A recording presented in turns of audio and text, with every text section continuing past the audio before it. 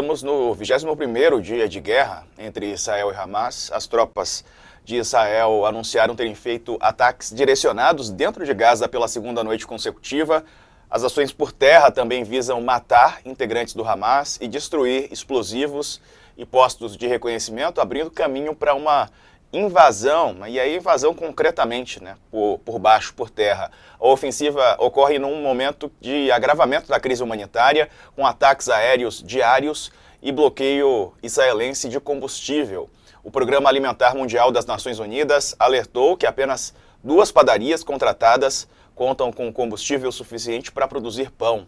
Eram 23 padarias antes do início da guerra. Do outro lado, do lado israelense, as famílias dos reféns detidos pelo Hamas alertaram o governo que a paciência se esgotou, a paciência chegou ao limite. Eles divulgaram um comunicado em que pedem para as autoridades do gabinete agirem imediatamente. Segundo o exército de Israel, há 224 reféns presos pelo Hamas. Vamos chamar também o Jamil Chad, que está aqui conosco. Jamil, bem-vindo para você aí, já é boa tarde. Bom, expectativa para essa reunião de logo mais. Os números não param de ficar mais dramáticos, se isso é possível, Jamil.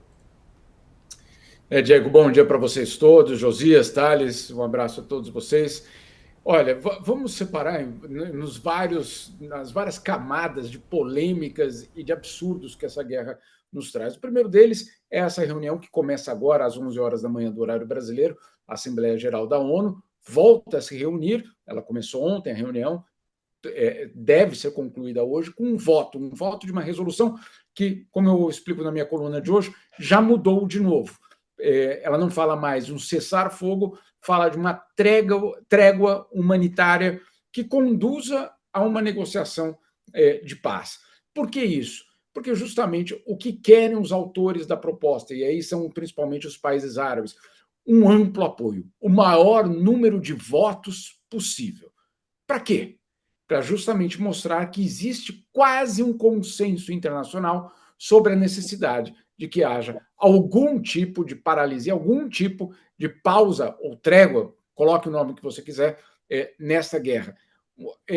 E, de alguma forma, mostrar que existe um isolamento de Estados Unidos e Israel. Então, isso é o que está por trás, em termos diplomáticos, em termos políticos, desta resolução. Você vai me dizer, bom, e aí? Então, aprovada a resolução, acabou a guerra? Não. A Assembleia Geral, ela aprova resoluções que têm poder apenas de recomendação. Calma aí. Então, a gente vai fazer tudo isso para ser uma recomendação que todos nós já sabemos que Israel não vai cumprir? É isso mesmo, mas isso é parte de uma estratégia de colocar pressão internacional, provavelmente com alguns votos europeus, inclusive, massivamente votos da Ásia e da África.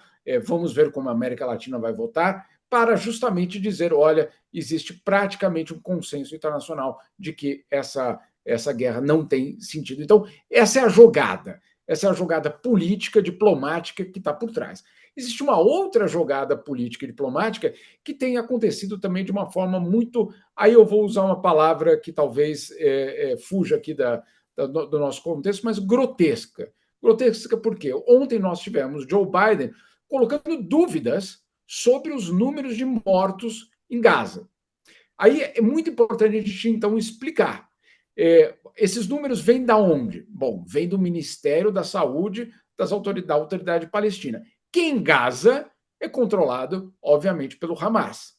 Mas não são só dados do Hamas. Esses dados depois vão para a Cisjordânia, para Ramallah, e as autoridades palestinas, então, chancelam e comprovam. Não são dados aleatórios, são dados com números, nomes, etc, etc. Bom, o governo americano, e qualquer um de nós, inclusive nós jornalistas, temos todo o direito e até o dever de questionar os números. Certamente, não há nenhuma dúvida sobre isso.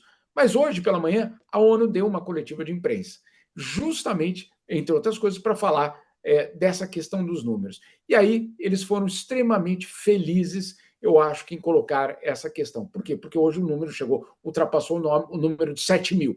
E aí, a OMS, principalmente, foi muito clara. Em primeiro lugar, disse o seguinte: ninguém questionou o número do Hamas quando era a época da pandemia, porque os números também eram deles, né?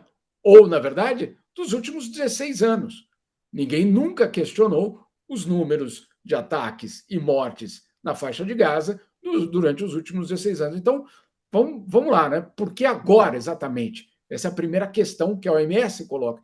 E a segunda questão que eu acho ainda mais pertinente, que é o que a OMS diz. Que diferença faz 1.000 corpos a mais ou 1.000 corpos a menos quando nós estamos falando de uma crise humanitária de proporções gigantescas? Então, eu acho que é muito correto, porque, obviamente, esse número, eventualmente, no final da guerra, nós vamos rever. Finalmente, a ONU vai entrar no local e vai descobrir que não foram 7.000, foram 5.500, né, Josias? Ou foram 3.000, vamos colocar pela metade.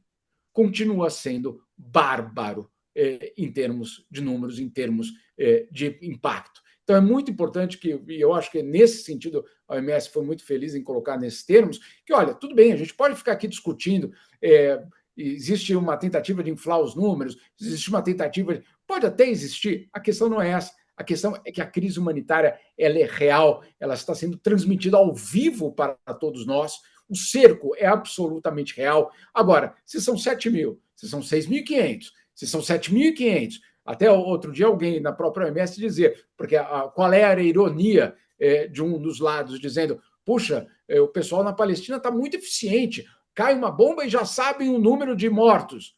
Não. E aí o que a OMS tem respondido, não, na verdade, tem muita gente ainda embaixo dos escombros que não estão sendo contados ainda. Ou seja, esse número também pode ser, inclusive, maior. E aí, para concluir só essa questão, as autoridades palestinas, então, enviaram para a OMS e para a ONU um documento com 212 páginas, com todos os nomes, sobrenomes, data de nascimento de todas as pessoas mortas até agora. São 212 páginas de nomes de palestinos mortos nessa guerra.